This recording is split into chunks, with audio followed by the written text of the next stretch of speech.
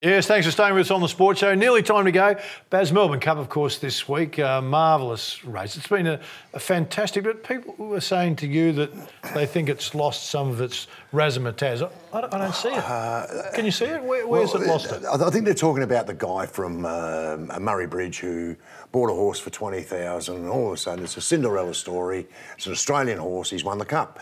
I'm the other way. I think it's an international event. It's a massive international event. Yes. So I don't mind Godolphin bringing out all these horses. I don't mind that sort of thing. What our public have got to realise, or the people that are saying that it's lost its gloss, if you like, is that we don't train horses to run 3,200. We train horses to win the Everest. We train horses to win the Spring Carnival sprint races and things like that. So we're not out there training horses to run in the Melbourne Cup. So that's why we're not competing with the English stayers, the German stayers and whatever. We've got stayers, but they're not really trained to run these distances until probably later in the year anyway, getting closer to the Cup. I think the Cup's outstanding. I think it's a great event for Australia. Yeah, I agree with you. I think it's magnificent. We saw Sydney are trying to take it over with the Everest, but I can't see that happening. They've got more money, but it doesn't. I mean, this one's got a tradition. It's 132 years old, massive, or whatever the number is. And you go, I watched some of it yesterday. It started 9 o'clock in the morning on Channel 7, went all day. All day. And you go, I don't know how that's losing popularity. And of course, the punters that are there. But it's a bit like the AFL, isn't it? A bit like saying in the AFL final, the grand final's not what it used to be because so many corporates have got the tickets now, the fans can't get in, but it's still the biggest sporting event in Australia. And most watched. And you go, you can't cater for everyone, can you? No, you can't. I disagree with it's lost its, I don't know, I don't agree with that. I think it's an international event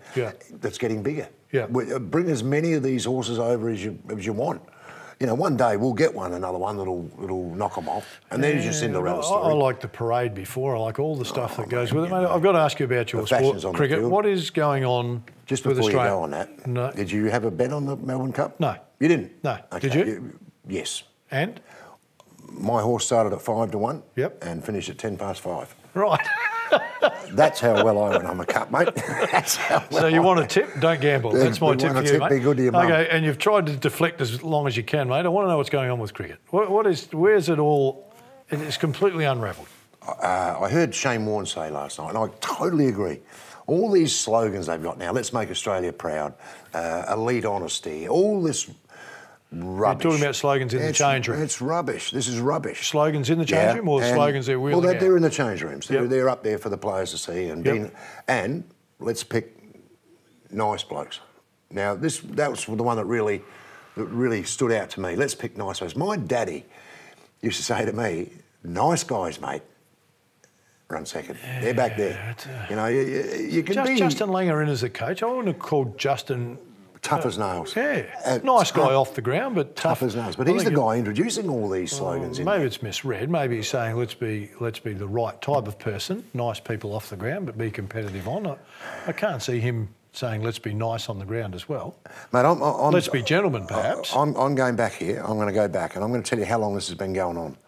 The pressure about winning games of cricket at that level, both Shield and international level. Yep. You can go all the way back to the underarm. Greg Chappell's underarm. You go all the way back to that. Think about that.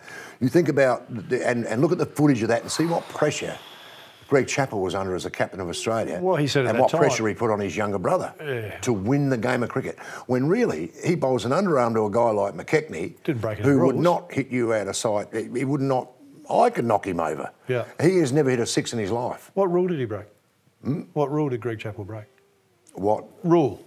No rule. No. It's an unwritten. It's an unwritten. I've stuck up for Greg because, and he's since come out and said mentally he wasn't in a great place because he was feeling the pressure. He had to win.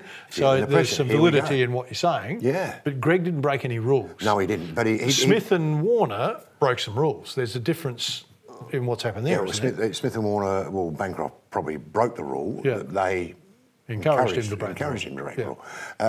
But then again, everybody in the world does it. That's the stupid part about it. Sure. My point here is the pressure that these blokes are under to win the game of cricket. Enormous. And I can go back to my time playing under Ian. Yep. It was the same. Yep. It was the same, but